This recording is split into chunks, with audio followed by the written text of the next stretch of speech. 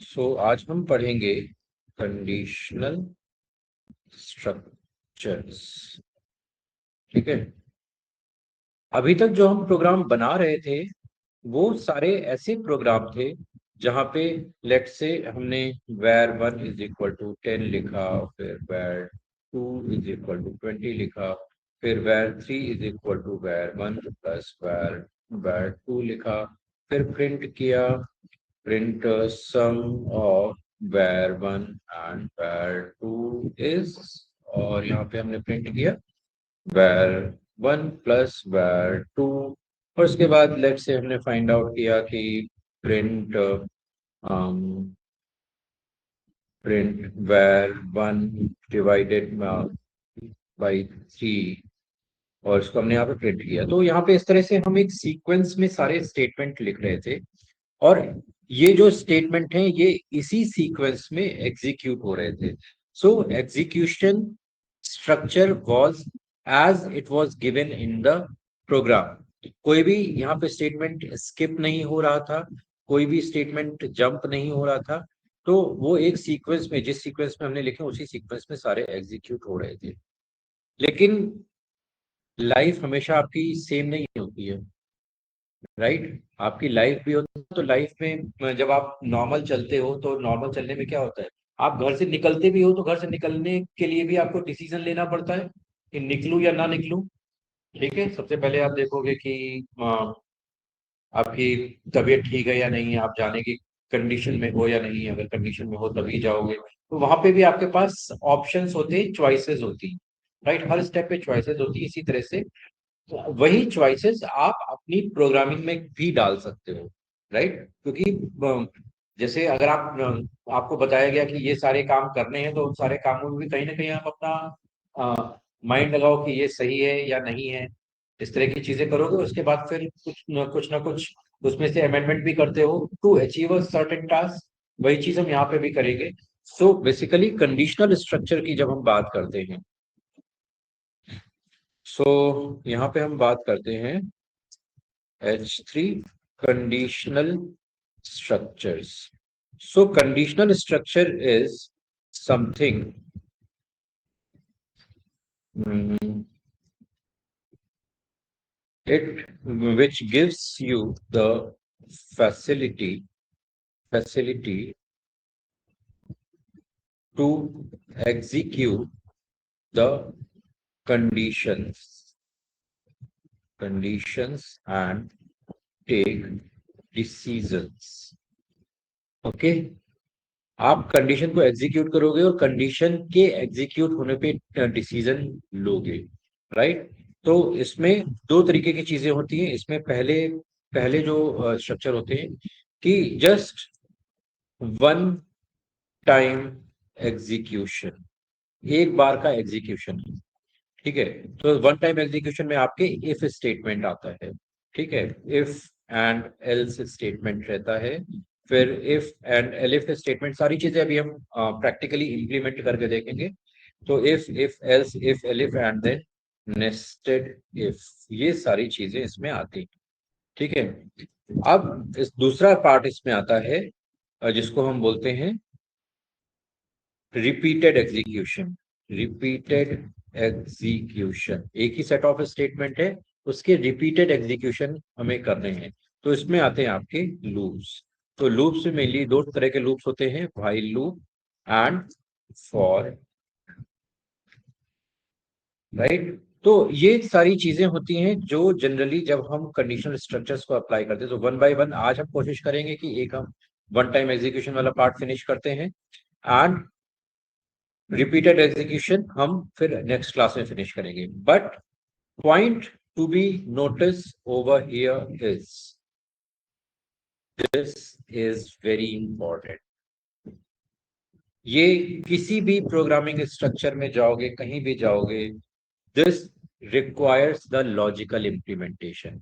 अगर आपने ये पार्ट अच्छे से समझ लिया, कंडीशनल स्ट्रक्चर वाला पार्ट अच्छे से समझ लिया, आपकी 80% प्रोग्रामिंग की प्रॉब्लम सॉल्व हो जाएगी।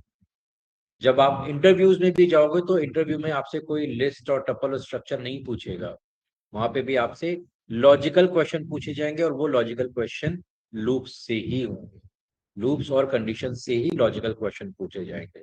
तो अगर आपने इस पार्ट को अच्छे से कर लिया तो आप मैक्सिमम चीजें अपनी लाइफ में बीइंग अ डेटा एनालिस्ट यहाँ पे आप सॉल्व कर सकते हो। ठीक है, any doubt? So try not to miss the live class. ठीक है, रिकॉर्डिंग तो अवेलेबल है, लेकिन अगर आप लाइव क्लास को मिस नहीं करोगे तो आपके लिए बहुत फायदा होगा। इसमें आप अपने डाउट्स भी पूछ सकते हो, और इसमें मैं 2-3 दिन का इस टॉपिक में टाइम दूंगा, because I know the importance of this topic particular. मुझे भी काम करते हुए इंडस्ट्री में 10-15 साल हो चुके हैं, and I know what is the importance of this. Interview में भी जाओगे तो भी इसी से रिलेटेड सारी चीजें पूछते हैं। So just have a patience to learn this. So let's start. So let's start with the one time execution part. So one time execution में, one time execution वाले part में, give me a second.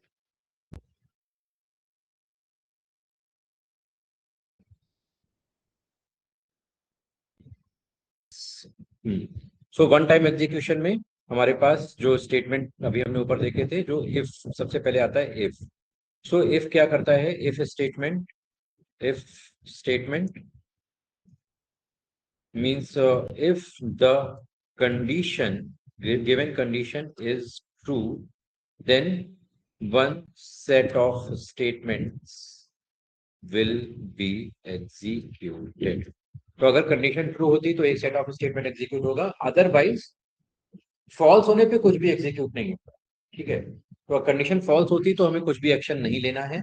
So that is what is if. So for example, अब यहाँ पे अगर हम इसकी बात करते हैं तो let's say we have where is equal to 20। Okay, ठीक है, अब यहाँ पे हम चेक करते हैं whether this is even or not। so if where divided by 2, ये कल हमने ऑपरेटर पढ़ा था, ठीक है, इज इक्वल टू जीरो, अगर ये वैल्यू जीरो होती है तो ये ऑपरेटर क्या करता है, ये रिमाइंडर रिटर्न करता है। ठीक है, तो अगर ये जीरो होता है तो हम यहाँ पे प्रिंट करना है value in where is even। Okay, और इसके बाद अब देखो यहाँ पे ध्यान क्या रखना है। सबसे पहली चीज कि यहाँ पे आप देखो कि ये इफ स्टेटमेंट यहाँ से शुरू हुआ था और ये प्रिंट स्टेटमेंट यहाँ से शुरू हो रहा है, राइट? तो इसका मतलब ये जो प्रिंट स्टेटमेंट है ये वैर इस वाले स्टेटमेंट के अंडर में है। तो जितने भी स्टेटमेंट इस सीरीज में आएंगे, इस इफ के अंडर में आएंगे, वो सारे यहीं से स्टार्ट। ठीक है, लेट्स से मैं यहाँ से अभी इसको हटा देता हूँ। ठीक है, यहाँ पे लास्ट में ये कोलन बहुत जरूरी है। अगर देखो मैं यहाँ से कोलन हटाता हूँ तो ये यहाँ से बिल्कुल बिगिनिंग से स्टार्ट हो रहा है। ठीक है, अगर मैं यहाँ पे कोलन लगाऊंगा और फिर मैंने यहाँ पे एंटर प्रेस किया तो देखो यहाँ पे 4 कैरेक्टर छोड़ के ये स्टार्ट हो रहा है। ठीक है, तो यहाँ पे इस चीज को हम बोलते हैं इंडेंटेशन। तो पाइथन की ये क्वालिटी होती है, Python follows the indentation strictly, very strictly indentation follow होता है। तो अगर आपने इंडेंटेशन फॉलो नहीं किया है तो पाइथन एरर भी जनरेट करेगा। जहां पे जरूरी है वहां पे चाहिए, जहां पे जरूरी नहीं है आपने दे दिया तो वहां पे भी एरर देगा ये। ठीक है, जैसे बहुत सारी दूसरी लैंग्वेजेस में क्या होता है, जैसे सी में अगर आप प्रोग्राम बनाओगे तो वहां पे I is equal to zero semicolon, I is equal to zero semicolon print I और फिर सेमीकोलन, और इस तरीके से दे दोगे तो भी काम चल जाएगा। पाइथन में ये काम नहीं चलेगा, आपको स्ट्रक्चर फॉलो करना बहुत जरूरी है। और ये एक बेस्ट प्रैक्टिस में भी आता है कि अगर आप स्ट्रक्चर फॉलो करते हो तो आपकी सिंटैक्टिकल मिस्टेक कम होंगी। जैसे when I used to teach the DSA, तो फर्स्ट टाइम जब मैंने डीएसए पढ़ाया एंड मैंने स्टूडेंट्स को पूरा प्रोग्राम एग्जीक्यूट करके दिखाया प्रोजेक्टर पे, एंड व्हाट हैपेंड, पूरा प्रोग्राम सक्सेसफुली एग्जीक्यूट हो गया। वही प्रोग्राम जब स्टूडेंट्स ने बनाया, कॉपी किया, फॉलो किया, और जैसे ही उन्होंने एग्जीक्यूट किया तो उनके प्रोग्राम में 50 एरर्स। उन्होंने मुझे बुलाया कि सर प्रोग्राम में तो इतनी सारी एरर आ रही है। मैंने प्रोग्राम देखा तो उन्होंने बिना इंडेंटेशन फॉलो किए बनाया था, मतलब हर चीज एक ही कॉलम से स्टार्ट हो रही थी। मैंने कहा I won't check this program. Why? क्योंकि उस तरह से प्रोग्राम बनाने में कहीं ना कहीं आपके सिंटैक्स मिस्टेक्स के चांसेस बहुत ज्यादा होते हैं। ठीक है, मैंने कहा कि इसको सिंटैक्स फॉलो करो, इंडेंटेशन फॉलो करो, प्रॉपर एक टैब का पूरा सीक्वेंस होना चाहिए।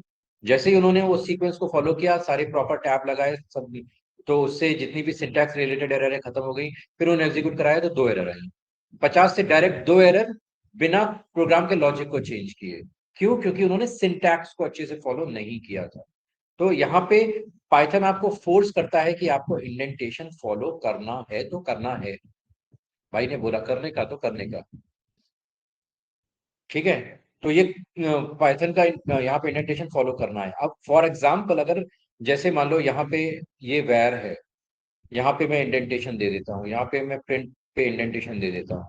ठीक है, तो अब यहाँ पे इंडेंटेशन की जरूरत नहीं है, लेकिन आपने यहाँ पे दे दिया। पाइथन कहेगा नहीं, मुझे नहीं चाहिए इंडेंटेशन, जबरदस्ती मत दो। राइट? यहाँ पे हमने इसको वापस किया तो देखो दूसरे पे एरर दे देगा, यहाँ पे भी।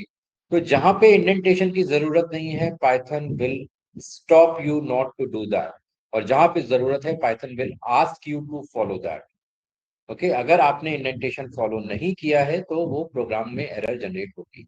और ये होगा तभी जब आप यहाँ पे कोलन देंगे। अगर यहाँ पे कोलन बिना दिए आप नीचे आ गए, मतलब आपने इंडेंटेशन फॉलो नहीं किया। तो जैसे कोलन दोगे नीचे आओगे, अपने आप को फोर्थ कॉलम से फिफ्थ कॉलम से स्टार्ट हो रहा है।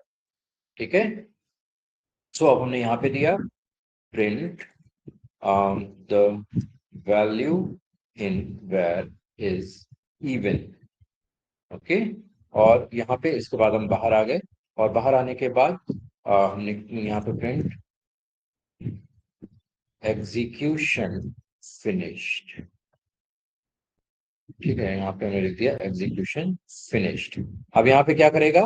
पहले यहाँ पे आएगा, चेक करेगा कि ये इवन है या नहीं। अगर इवन है तो ये प्रिंट करेगा, और नहीं है तो फिर कुछ भी प्रिंट नहीं करेगा, सीधे इस पे आ जाएगा। तो अब ये जो प्रिंट स्टेटमेंट आप देख रहे हो, ये इस कंडीशन से बाहर है, ये कंडीशन के अंदर नहीं है।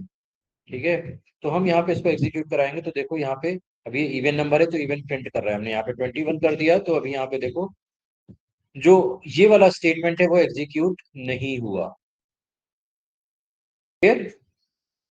सो this is simple if. Simple if.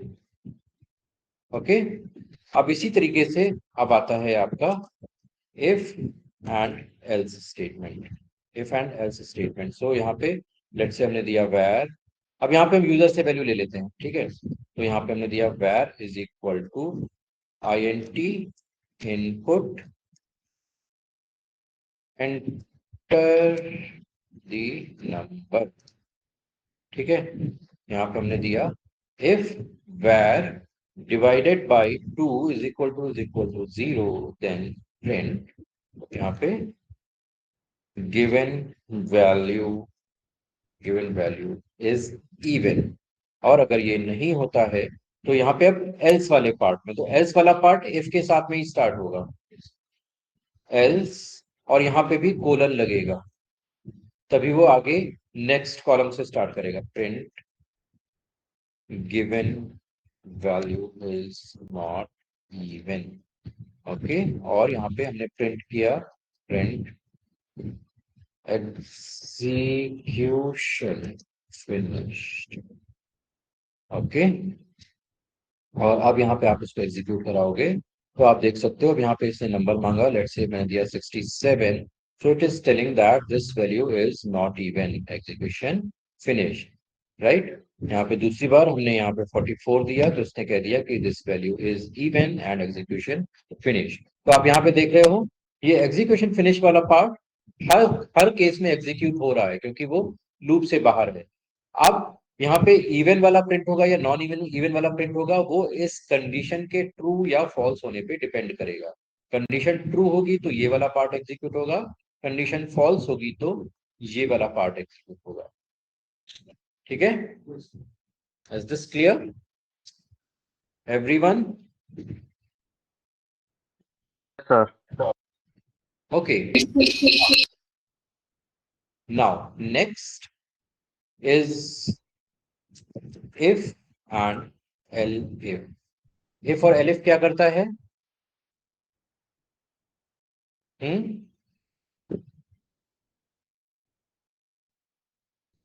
सो अब मान लो एक कंडीशन फॉल्स हो गई, one condition got false, right? तो आप दूसरी पॉसिबिलिटी चेक कर रहे हो, right? Checks the other possibilities. Okay, so यहाँ पे लेट्स से हमारे पास बच्चों के मार्क्स हैं, ठीक है? तो हम यहाँ पे मार्क्स को ले लेते हैं इज इंटीजर, और यहाँ पे हमने दिया input enter the marks of student, ठीक है? अब यहाँ पे प्रोग्राम हम बना रहे हैं कि ये हम बच्चे के कितने मार्क्स आए हैं वो लेंगे, और उसके बेस पे हम बताएंगे कि उसकी फर्स्ट डिवीजन है या सेकंड डिवीजन है या थर्ड डिवीजन है या डिस्टिंक्शन है या फेल, ठीक है? तो हम यहाँ पे बनाएंगे। तो अब यहाँ पे हम चेक कर रहे हैं इफ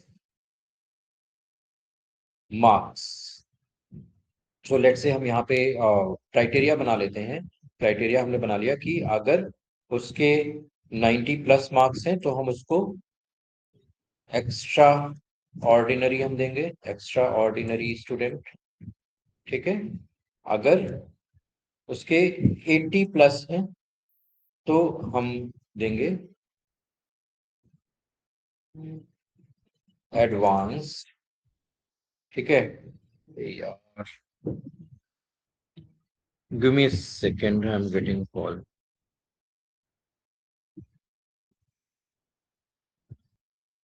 ओके, सो यहाँ पे let's say if marks are greater than 80, then हमने उसको एडवांस कर दिया।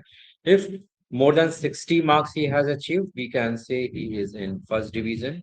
If more than 45 marks are achieved, then we can say he is in second division, or else we say it is fail। 45 से नीचे हम fail मानते हैं, ठीक है जी? वैसे जब आप इंडस्ट्री में जाओगे, अभी आपका जो एजुकेशन वाला पार्ट ओवर हो चुका है, तो वहाँ पे 33% वाला कॉन्सेप्ट ओवर हो चुका है। जैसे इंडस्ट्री में जाते हो ना, तो वहाँ पे कोई भी ट्रेनिंग करोगे, मिनिमम मार्क्स 70-80% आपके आने चाहिए, तभी आप उसको पास कर पाओगे। So now take that as a standard for yourself, ठीक है? तो यहाँ पे इफ मार्क्स, यहाँ पे हमने चेक किया if marks is greater than और इक्वल टू 90, देन यहाँ पे हम कर देते हैं print grade. Grade is, we can say extraordinary, okay? अब अगर ये नहीं होता है तो क्या करना है? तो हम फिर से यहीं वापस आएंगे, यहाँ पे देंगे एल इफ, ठीक है? एल्स इफ नहीं है, ये एल इफ है, ठीक है? तो एक, अब ये तभी लगेगा जब पहली कंडीशन फॉल्स होगी, ठीक है? तो यहाँ पे हमने दिया, फिर यहाँ पे प्रिंट, तो अब यहाँ पे फिर से दूसरी कंडीशन चेक होगी, तो एल इफ, और यहाँ पे दूसरी कंडीशन क्या होगी? If marks is greater than और equal to 80, then print advanced, okay, and then if marks is greater than or equal to 60, then print first, sorry यहाँ पे भी एलिफ लगेगा, अभी यहाँ पे भी एलिफ लगेगा। फिर elif marks is greater than और equal to 45, then print second division, और अगर ये भी नहीं होता है तो लास्ट में लगेगा एल्स प्रिंट फेल, ओके? और लास्ट में हम अपना जो स्टेटमेंट डाल देते हैं, जो हमारा फिनिशिंग स्टेटमेंट है, एग्जीक्यूशन फिनिश्ड, ठीक है? तो यहाँ पे आप देख रहे हो, एक कंडीशन फॉल्स हुई तो दूसरी चेक होगी, दूसरी फॉल्स हुई तो तीसरी चेक होगी, तीसरी फॉल्स हुई तो चौथी चेक होगी, चौथी फॉल्स हुई तो ये एल्स पे आएगा।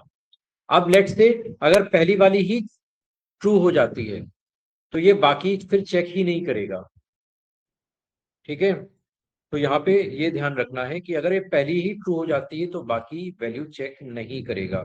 तो लेट्स सी, यहाँ पे हम इसको एंटर करते हैं। हमने यहाँ पे दिया कि इसके 91 मार्क्स है, राइट। सो यहाँ पे इसने प्रिंट किया है एक्स्ट्राऑर्डिनरी है और एग्जीक्यूशन फिनिश, राइट। दूसरी बार हम मार्क्स देते हैं, यहाँ पे हमने दिया 78 मार्क्स दिए, तो यहाँ पे इसने फर्स्ट डिवीजन प्रिंट कर दिया और एग्जीक्यूशन फिनिश। तो इसमें क्या हुआ, पहले यहाँ पे ये वाली कंडीशन चेक हुई, फिर यहाँ पे एलिफ वाली चेक हुई, फिर ये वाली चेक हुई। जैसे यहाँ पे ट्रू हुआ तो इसने उस वाले पार्ट को एग्जीक्यूट कर दिया। ठीक है, अंडरस्टूड? Any doubt? क्लियर है online? Is this clear for everyone? Yes sir. Sir okay. अब इसी में कभी कभी एग्जांपल्स आते हैं कि मान लो यहाँ पे हम कुछ नंबर ले रहे हैं और उन नंबर्स को हम चेक कर रहे हैं कि वो 2 से डिवाइडेड है या 3 से डिवाइड हो रहे हैं या 4 से डिवाइड हो रहे हैं या 5 से डिवाइड हो रहे हैं। ठीक है, तो हमें चेक करना है कि जो भी नंबर दिया हुआ है वो 2, 3, 4, 5 किससे में से किससे डिवाइडेड है, ये हमें चेक करना है, राइट। सो यहाँ पे हमने नम लिया, num is equal to integer input और enter the number to be checked। ठीक है, अब यहाँ पे हमने चेक किया if num। अब हम यहाँ पे चेक करते हैं 5, 4, 3, 2, रिवर्स ऑर्डर में चेक कर रहे हैं। num if num divided by 5 is equal to 0, then print num is divided by 5। Okay, यहाँ पे दिया एल इफ, ठीक है, फिर यहाँ पे दिया num divided by 4 is equal to 0, then print num is divided by 4। ओके, तीसरी condition elif num is divided by 2 divided by 3 is equal to 0, then print num is divided by 3। और चौथा है फिर एलिफ लगाएंगे, num divided by 2 is equal to 0, then print num is divided by 2। Okay, और यहाँ पे else, यहाँ पे print not at all divided by 2, 3, 4, 5। ठीक है, सो मैं यहाँ पे देखो आपके सामने सारी चीजें क्लियरली लिख रहा हूँ। सो भाई I am writing everything very clearly because you need to have a practice like this. आपको भी ऐसे ही प्रैक्टिस करनी है। कोई भी शॉर्ट फॉर्म में प्रैक्टिस अगर आप करोगे सो ये आपको आगे चल के बहुत नुकसान कर, right? Every message should be very clear. So from the beginning itself you are learning the programming, so from the beginning itself you have to make this practice कि हर चीज आपका हर मैसेज बहुत क्लियर होना चाहिए। ठीक है, अब यहाँ पे हमने यहाँ पे नंबर यहाँ पे हमने इसको एग्जीक्यूट कराया। लेट्स से अब हम यहाँ पे एग्जीक्यूट कराते हैं 60, राइट। 60 किससे किससे डिवाइडेड है, 2 से भी डिवाइड होगा, 3 से भी होगा, 4 से भी होगा, 5 से भी होगा। ठीक है, लेकिन जब हम यहाँ पे इसको एग्जीक्यूट कराएंगे तो यहाँ पे क्या दिखा रहा है कि नंबर इज डिवाइडेड बाय 5, ये बाकी नहीं दिखा रहा है। अब ऐसा क्यों है, बाकी क्यों नहीं दिखा रहा है? सर क्योंकि सर वो पहले वाले उसमें ही करेक्ट हो गया ना, इस चक्कर में। गुड। सो यहाँ पे प्रॉब्लम क्या होती है कि अगर पहली कंडीशन ट्रू हो गई तो बाकी कंडीशन फिर वो चेक ही नहीं करेगा, बाकी कोई भी कंडीशन वो चेक नहीं करेगा, सिंपली यहां से बाहर आ जाएगा। So this is the reason यहाँ पे ये सिर्फ डिवाइडेड बाय 5 ही यहाँ पे दे रहा है। अब अगर हम यहाँ पे लेट सपोज 64 दे देते हैं तो ये 4 से डिवाइडेड है, डिवाइड 2 से भी हो रहा है लेकिन नहीं बोल रहा है वो। ठीक है, अगर हमने यहाँ पे 72 दे दिया तो 72 4, 3, 2 तीनों से डिवाइडेड है लेकिन सिर्फ 4 से ही डिवाइडेड बताएगा, राइट। हमने यहाँ पे दे दिया लेट्स से 93 दे दिया, तो ये 3 से डिवाइडेड है। ठीक है, सो जहां भी पहले एग्जीक्यूशन हो जाएगा बस वो दिखा के और ये वहां से बाहर आ जाएगा। ठीक है, जहां भी उसका जो फॉर्मेट है फिट हो गया वहां वो करके और वहां से अपना काम करके बाहर आ जाएगा। ठीक है, सो this is what is if and elif statement. ठीक है, इसी का अपोजिट होता है नेस्टेड इफ। तो इफ में क्या कर रहे थे, जब एक कंडीशन ट्रू हो रही है तब हम दूसरी कंडीशन चेक कर रहे थे, एक कंडीशन फॉल्स हो रही है तब हम दूसरी कंडीशन चेक कर रहे थे एलिफ में, राइट। नेस्टेड इफ में जब पहली कंडीशन ट्रू होगी तब वो नेक्स्ट कंडीशन चेक करेगा। So when one condition is true, next condition will be checked.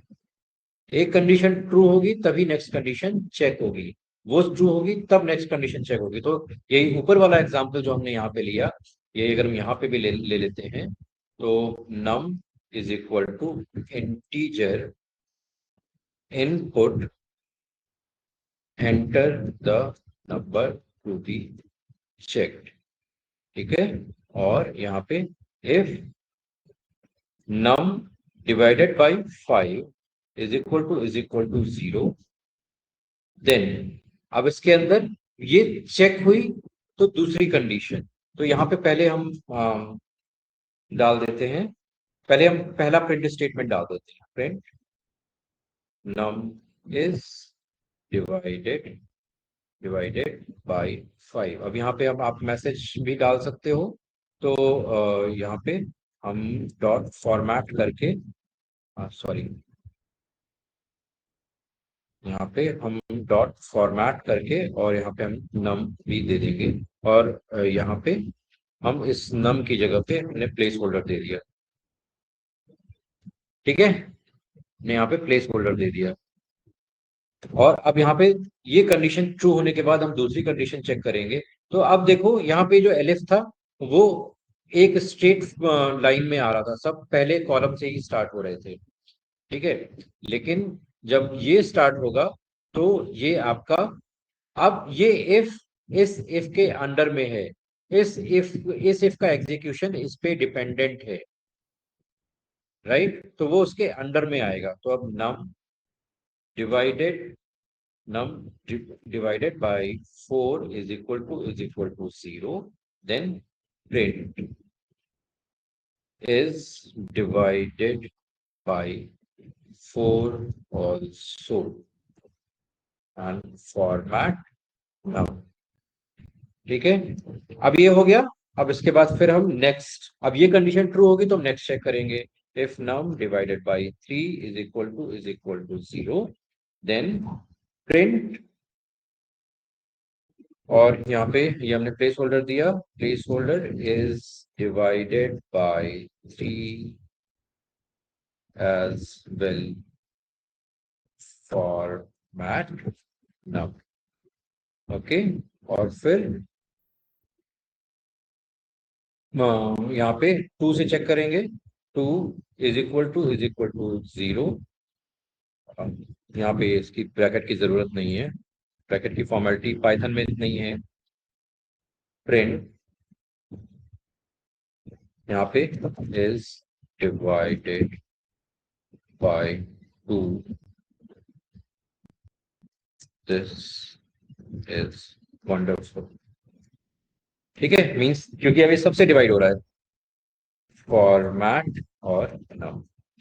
अब अगर ये कंडीशन फॉल्स हो जाती है तो हम यहाँ पे क्या करेंगे, वापस हमने यहाँ पे एल्स में दे दिया, यहाँ पे हमने एल्स दिया, एल्स प्रिंट यहाँ पे is divided bye 5, 4 and 3 only। ठीक है, फिर अब यहाँ पे हमने एल्स दिया, इसके एल्स पार्ट में यहाँ पे हमने दिया print is divided by 5, 5 and 4 only। तो यहाँ पे हमने ब्रैकेट दिया है और डॉट फॉर्मेट नम, डॉट फॉर्मेट नम। ठीक है, तो इस तरीके से देखो आप प्रॉपर वे में अपने सारे जितने भी आउटपुट है वो ड्राफ्ट कर रहे हो। Is divided bye 5 only, sorry else भी लगाना होगा यहाँ पे else bye 5 only and dot format और नम। और सबसे लास्ट में हम यहाँ पे लगाएंगे इस वाले इफ का print else print not divided by 5, 4, 3, 2। Okay, clear? तो अब इस देखो छोटा सा ही प्रोग्राम बनाया हमने, बट इसमें क्या करें, पहले हम इसको डिवाइडेशन के लेवल पे चेक कर रहे हैं कि किसके किससे डिवाइड हो रहा है, और उसके बाद फिर हम अगेन लेफ्ट साइड में जा रहे हैं प्रॉपर मैसेज ड्राफ्ट करके कि कौन सा किससे डिवाइड हो रहा है एक्चुअली। ठीक है, तो यहाँ पे अब हमने यहाँ पे नंबर दिया 60, राइट? तो 60 क्या होगा, प्रिंट होगा 5 से भी डिवाइड हो रहा है, 4 से भी डिवाइड हो रहा है, 3 से भी डिवाइड हो रहा है एंड 2 से भी डिवाइड हो रहा है। ठीक है, अब हम यहाँ पे दे देते हैं 70। तो 70 क्या होगा, केवल 5 से डिवाइड होगा। ठीक है, अब यहाँ पे ध्यान देने वाली बात क्या है कि ये 5 से तो डिवाइड हो रहा है लेकिन ये 2 से भी डिवाइड हो रहा है, राइट? लेकिन चूंकि ये 4 से और 3 से डिवाइड नहीं हो रहा है तो ये यहां तक पहुंच ही नहीं रहा है। अंडरस्टूड? Any doubt? तो अगर सबसे डिवाइड हो रहा है तब तक वो पहुंचेगा, बीच में किसी भी एक से डिवाइड नहीं हो रहा है तो वो वहां तक पहुंचेगा ही नहीं। ठीक है, फिर हम यहाँ पे दूसरा नंबर देते हैं, लेट्स से हमने दिया 96। ठीक है, तो नॉट डिवाइडेड बाई 5, 4, 3, 2। अब यहाँ पे दिक्कत क्या है, 5 से तो डिवाइड नहीं हो रहा है, बाकी सबसे डिवाइड हो रहा है, तो इस वजह से इसने यहाँ पे हमें मैसेज दे दिया कि ये किसी से भी डिवाइड नहीं हो रहा है। तो यहाँ पे नेस्टेड इफ में जब पहली कंडीशन ट्रू होगी तभी वो आगे चेक करेगा, अगर पहली कंडीशन फॉल्स है तो आगे चेक ही नहीं करेगा। सो अगर हम यहाँ पे ये जो कंडीशन का जो ऑर्डर है रिवर्स कर दें, पहले हम 2 से चेक करें, फिर 3 से चेक करें, फिर 4 से चेक करें, फिर 5 से चेक करें, तो ज्यादातर नंबर कवर हो जाएंगे। अंडरस्टूड? तो पूरी मैसेजिंग हमें चेंज करनी पड़ेगी। तो यहाँ पे हम लेट से हम यहाँ पे कर देते हैं, यहाँ पे हमने 2 कर दिया। तो ये चीज बहुत लॉजिकल चीजें हैं जो कि आपको इम्प्लीमेंटेशन से पहले हर बार सोचनी पड़ेगी कि आप किस ऑर्डर में कहाँ पे क्या चीजें डाल रहे हैं। तो अगर हम यहाँ पे 2, 3, 4 एंड 5 ये हमने यहाँ पे चारों दे दिए। ठीक है, अब नीचे के मैसेज हम बाद में चेंज कर लेंगे। ठीक है, फिलहाल हम इतना ही एग्जीक्यूट कराते हैं। तो अब हम यहाँ पे देखो 96 देंगे तो क्या होगा, 2 से भी डिवाइड हो रहा है, 3 से भी डिवाइड हो रहा है, 4 से भी डिवाइड हो रहा है। अब यहाँ पे ये एक गलत मैसेज आ रहा है, 96 डिवाइडेड बाई 5, 4 एंड 3 ओनली। अब ये क्यों आ रहा है, अब ये इसलिए आ रहा है क्योंकि देखो इस वाले से ट्रू हुआ, इस वाले से भी ट्रू हुआ, इस वाले से भी ट्रू हुआ, यहाँ से फॉल्स हो गया। जैसे यहाँ से फॉल्स हुआ तो इसने यहाँ का एल्स वाला पार्ट प्रिंट कर दिया। ठीक है, तो हम इसको अब ये क्योंकि पहले के मैसेज थे, हम इसको मैसेज को अकॉर्डिंगली ड्राफ्ट कर सकते हैं। तो हम यहाँ पे दे देंगे कि ये 2, 3 एंड 4 से डिवाइड हो रहा है, फिर यहाँ पे 2 एंड 3 ओनली, 2 एंड 3 ओनली यहाँ पे, फिर 2 ओनली, और फिर लास्ट में नॉट डिवाइडेड एट ऑल। ये वैसे ही रहेगा। ठीक है, सो यहाँ पे हमने दिया। अब देखो हम यहाँ पे 96 देंगे तो हमें मैसेज सही आएंगे सारे। ठीक है। तो अब किसको पहले आप कौन सी कंडीशन आपको पहले रखनी है, कौन सी कंडीशन बाद में रखनी है, ये सिनेरियो टू सिनेरियो डिपेंड करेगा, आप किस सिनेरियो पे किस केस में काम कर रहे हैं। वो जब तक आप खुद से एनालाइज नहीं करेंगे तब तक वो प्रैक्टिस में नहीं आएगा। So you need to practice a lot कि how you have to give this ladder. ये एक लैडर है ना, तो ये लैडर आपको कैसे डिजाइन करना है। लैडर मीन्स क्या है, एक वाटरफॉल है कि अगर जब यहां से ट्रू होगा तब आगे, तब यहाँ पे चेक होगा, जब यहाँ से ट्रू होगा तब यहाँ पे चेक होगा, अगर यहीं से ट्रू नहीं होगा तो आगे जाएगा ही नहीं वो। ठीक है। अब यहाँ पे लेट्स से अगर हम यहाँ पे फिर से इसको एग्जीक्यूट कराते हैं, फिर से हम इसको एग्जीक्यूट कराते हैं और हम यहाँ पे दे देते हैं, हम ऐसा नंबर दे देते हैं जो किसी से डिवाइड नहीं होता। लेट्स से हमने दिया 37। ठीक है। अब 37 किसी से भी डिवाइड नहीं होगा, ये प्राइम नंबर है बेसिकली ये। ठीक है, प्राइम नंबर है तो प्राइम या तो खुद से डिवाइड होता है या 1 से डिवाइड होता है, राइट। सो यहाँ पे 5432 किसी से भी ये डिवाइड नहीं होगा। ठीक है। और कोई नंबर दे के देख लो। 48 चलो देते हैं हम यहाँ पे। ठीक है, 48 किसी किसी डिवाइड होगा, 2 4 3 से भी डिवाइड होगा, 16 3 जा 48। ठीक है, कितना समझ में आ रहा है सबको? सर हाँ जी। हाँ सर, जैसे आपने सर वो अभी जैसे जो 2 3 4 5 था, वो आपने पहले 5 दिया था, फिर 4 दिया था, फिर 3 दिया था, फिर 2 दिया था। ठीक। तो सर उस टाइम पे भी कंडीशन जैसे 5 से नंबर डिवाइड हो रहा था और 4 से भी हो रहा था, है ना। तो सर वो था 3 पे नहीं आ रहा था, फिर सीधे 2 पे आ रहा था। तो मैं मतलब नीचे के नंबर से डिवाइड नहीं हो रहा था, तो वो हो ही नहीं रहा था। ठीक। तो जैसे आपने बीच बीच में अगर कोई भी चीज यहाँ पे उसने ब्रेक करी, हाँ हाँ हाँ तो वो एग्जीक्यूट नहीं होगा। फॉर एग्जाम्पल अगर इस केस में भी यहाँ पे अगर हम मान लो नंबर ले लेते हैं, हमने ले लिया 50। ठीक है। अब 52 से डिवाइड होगा और 5 से डिवाइड होगा, राइट। लेकिन यहाँ पे दिखाएगा क्या, 50 इज डिवाइडेड बाई 2 ओनली। क्यों? क्योंकि पहले बीच में यहाँ भी तो क्रॉस करना है उसको, ये यहाँ पे कंडीशन फेल हो रही है।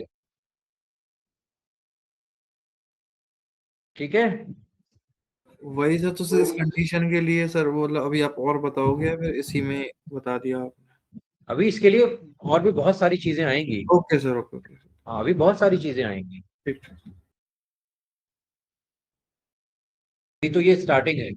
तो ये नेस्टेड इफ समझ में आया कि नेस्टेड इफ में आप कैसे स्क्रिप्टिंग अपनी कर सकते हो, कैसे चीजें डिजाइन कर सकते हो। Difference between if, sorry, elif and nested if.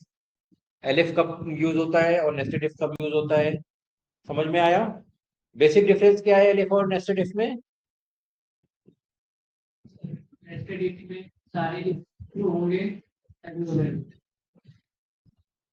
एक और इलेवन में इसमें पहला जो होगा। सो एलिफ में आपका एग्जीक्यूशन तब कंटिन्यू होता है जब पहली कंडीशन फॉल्स होती है। नेस्टेड इफ में तब एग्जीक्यूट होता है जब पहली कंडीशन ट्रू होती है। ठीक है, यही जस्ट अपोजिट ऑफ डिफरेंस है। ठीक है, अगर आपकी पहली कंडीशन फॉल्स है, एलिफ यूज कर रहे हो, पहली कंडीशन फॉल्स है, तभी दूसरी कंडीशन चेक होगी एलिफ में। नेस्टेड इफ में अगर पहली कंडीशन फॉल्स है तो आगे वो चेक ही नहीं होगा। Is this clear? Any doubt? Any doubt? Any problem with this? Right. So अगर आप इसको और प्रैक्टिस यहाँ पे कर सकते हो। सो और प्रैक्टिस में फॉर एग्जांपल यहाँ पे जो ग्रेड वाली चीजें हैं, ये जो ग्रेड यहाँ पे हमने बनाई थी, ये ग्रेड वाली चीजें आप यहाँ पे इसमें प्रैक्टिस में लेके आ सकते हो, वो आप नेस्टेड इफ में भी कर सकते हो। ठीक है। तो ग्रेड वाले में लेट्स लेट्स से चलो एक मान लो आपके पास आप यूजर से मल्टीपल इंफॉर्मेशन ले रहे हो, तो आपको किसी का लोन अप्रूव करना है मान लो। तो आप यूजर से लोन की इंक्वायरी की डिटेल ले रहे हो, राइट? सो लेट्स से हमने पहली डिटेल ली कि उसकी एज कितनी है। एज हमने इंटीजर इनपुट और एंटर द कस्टमर एज, ठीक है। और फिर यहाँ पे दूसरा हमने लिया कि उसकी सैलरी कितनी है। Salary integer input enter the customer salary, कितनी सैलरी इसकी आ रही। तीसरा हमने लिया फिर सैलरी के बाद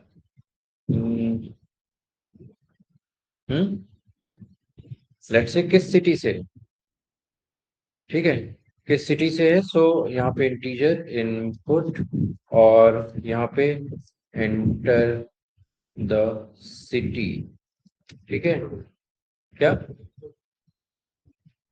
हाँ, sorry sorry sorry, input enter the city. और चौथी इंफॉर्मेशन हम ले लेते हैं कि लेट्स से इसके बच्चे कितने हैं, right? Child is equal to integer input और enter the number of child. इसमें 4 वैल्यूज दी, किसी को कोई प्रॉब्लम तो नहीं नजर आ रही? किसी को कोई दिक्कत तो नहीं है? मुझे दिक्कत है।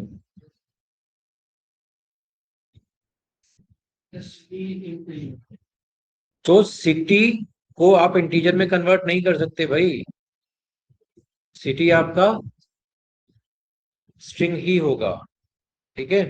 अब आपने यहाँ पे क्राइटेरिया बनाया, लेट्स से कि पहले तो हम एज में क्राइटेरिया बनाते हैं। एज में क्राइटेरिया बनाया कि एज, अगर एज 60 से ज्यादा है तो हमें लोन अप्रूव नहीं करना, अगर 60 से एज कम है तभी हमें आगे बात करनी। दूसरा क्राइटेरिया हमने बनाया सैलरी, सैलरी कम से कम 15,000 से ज्यादा होनी चाहिए, राइट? अगर 15,000 से ज्यादा है तभी हम लोन के बारे में बात करेंगे, ठीक है। तीसरा सिटी, सो सिटी में हम सिटी का एग्जैक्ट नाम ना लेके हम सिटी का टायर ले लेते कि 1 टायर सिटी है, 2 टायर सिटी है। सो सिटी अगर आइदर 1 टायर सिटी है और 2 टायर सिटी है तभी हम लोन की बात करेंगे, अदरवाइज नो लोन। और चौथा हमने क्राइटेरिया यहाँ पे बनाया कि चाइल्ड है, अगर उसके इफ चाइल्ड 2 से ज्यादा बच्चे हैं तो भी हमें उसको लोन नहीं देना है, ठीक है। ये हमने यहाँ पे क्राइटेरिया बना लिया है। अब इसी के बेस पे हम यहाँ पे कंडीशन बनाएंगे अपनी, ठीक है। तो सबसे पहले तो हमारी नो लोन वाली कंडीशन क्या है कि अगर एज 60 से ज्यादा है तो हम आगे लोन की बात ही नहीं करेंगे, ठीक है। तो हमने यहाँ पे चेक किया if age is greater than 60, तो हम आगे दूसरी कंडीशन चेक करेंगे। If salary is greater than 15,000, then if city, अब सिटी को भी हम इंटीजर ही ले लेते हैं, टायर सिटी टायर हम यूज कर रहे हैं, ठीक है। कौन से कितने टायर का सिटी है, तो if city is equal to 1 और city is equal to 2, 1 tier या 2 टायर में है तभी हम उसको आगे इंटरटेन करेंगे, ठीक है। और यहाँ पे फिर हमने दे दिया if child is less than और इक्वल टू 2, देन यहाँ पे प्रिंट लोन इज अप्रूव, ठीक है। अगर नहीं है तो अगर यहाँ पे ये कंडीशन फॉल्स होती तो हमने यहाँ पे एल्स दिया, एल्स प्रिंट नंबर ऑफ, यहाँ पे हम देते हैं loan rejected due to number of children issue, okay. Clearly message दे रहे हैं कि क्या किस वजह से रिजेक्ट हो रहा है। एल्स यहाँ पे print not loan rejected as not from tier 1 और 2 city. ओके, फिर यहाँ पे हमने तीसरा क्लियर मैसेज दिया, else print loan rejected due to low salary. Okay, और सबसे लास्ट में हमने यहाँ पे दिया else print loan rejected due to age. ठीक है, क्लियर. अब हम यहाँ पे इसको एग्जीक्यूट कराएंगे. हमने यहाँ पे कस्टमर की एज डाली, लेट्स से 56 इयर्स, सैलरी हमने डाली 23,000 और सिटी हमने डाल दिया 3 और चाइल्ड दे दिया हमने. तो loan rejected due to age. Oh sorry, यहाँ पे हमने गलत दे दिया, एज लेस देन 60. ठीक है, सो यहाँ पे फिर से हम देते हैं 56, 23,000 और टीयर 3 सिटी है और एज बच्चे 2 हैं. तो loan rejected because not from tier 1 और टीयर 2 सिटी. ठीक है, अब यहाँ पे अगर हमने 65 की एज कर दी, यहाँ पे 45,000 भी सैलरी है. ठीक है, फिर यहाँ पे हमने इसको टीयर 2 कर दिया और हमने चाइल्ड भी एक ही है, तो भी यहाँ पे loan rejected due to age. ठीक है, सारी वैल्यू सही डालते हैं हम. तो यहाँ पे ये 34 इयर्स का है, इसकी सैलरी है 34,000 और टीयर 1 सिटी में रहता है और इसका कोई भी बच्चा नहीं है. Loan approve. ओके, तो ये केस समझ में आ रहा है सबको? Any doubt? अब इसमें मतलब रिक्वायरमेंट के अकॉर्डिंग, नीड के अकॉर्डिंग बहुत सारे यूज केसेस हो सकते हैं. कि लेट सपोज हमने यहाँ पे यूज केस बनाया कि चलो एज 60 से ज्यादा है, बट अगर सैलरी 50,000 से ज्यादा है तो हमें लोन अप्रूव करना है. ठीक है, तो इस तरह के केसेस आप बना के और इसकी प्रैक्टिस कर सकते हो. ठीक है, लेट्स से एज 60 से कम है और एंड यहाँ पे बच्चे इसके जो चाइल्ड हैं वो भी 2 से ज्यादा है. बट अगर हमारी यहाँ पे सैलरी अगर लेट से 80,000 से ज्यादा है तो भी हम इसको लोन अप्रूव कर देंगे. तो किस किस केस में लोन अप्रूव करना है वो यहाँ पे हम डाल रहे हैं. ठीक है, तो मैं ये शीट शेयर कर दूंगा आप लोगों के साथ. तो इन सारे यूज केसेस के लिए आप अपने प्रोग्राम बना के लाना. ठीक है, लेट्स से हमारी इसकी एज है हमारी लेट्स से 60 से कम ही है. ठीक है, और सैलरी भी लेस देन 15,000 है. ठीक है, लेकिन इसके एक भी बच्चा नहीं है, चाइल्ड 0 है, तो हम यहाँ पे लोन अप्रूव कर सकते हैं. लोन अप्रूव कर सकते हैं. यहाँ पे अगर लेट से अगर सैलरी 10,000 से ज्यादा है, अगर सैलरी 10,000 से ज्यादा है, 15,000 से कम है लेकिन 10,000 से ज्यादा है और एक भी बच्चा नहीं है, तो यहाँ पे लोन अप्रूव. तो ये देखो 3 यूज केसेस आपके पास हो गए. अब यहाँ पे इन 3 आपको ऐसा प्रोग्राम बनाना है कि अगर ये 3 केस यूज केसेस हो तो लोन उसका अप्रूव होना चाहिए. ठीक है, सो आप अपना इसमें लॉजिकल इम्प्लीमेंटेशन करो, लगाओ कि देखो आप कैसे यहाँ पे ये यूज केसेस बना सकते हो. तो इसमें सारी चीजें आप यूज कर सकते हो. आप एंड और जो हमने कल की क्लास में ऑपरेटर वगैरह पढ़े थे ना, वो सारी चीजें इसमें यूज करके आप प्रैक्टिस करके इसको समझ सकते हो. ठीक है, ये समझोगे, इसके बाद फिर जो आपका रिपीटिशन वाला पार्ट, लूप वाला पार्ट है, वो स्टार्ट होगा. That is going to be the real challenging. okay, so practice this part as much as possible. अगले आज का दिन है and next class will be on Monday. So practice as much as possible, जितना आप उसमें practice करोगे उतना आपको कॉन्फिडेंस आएगा।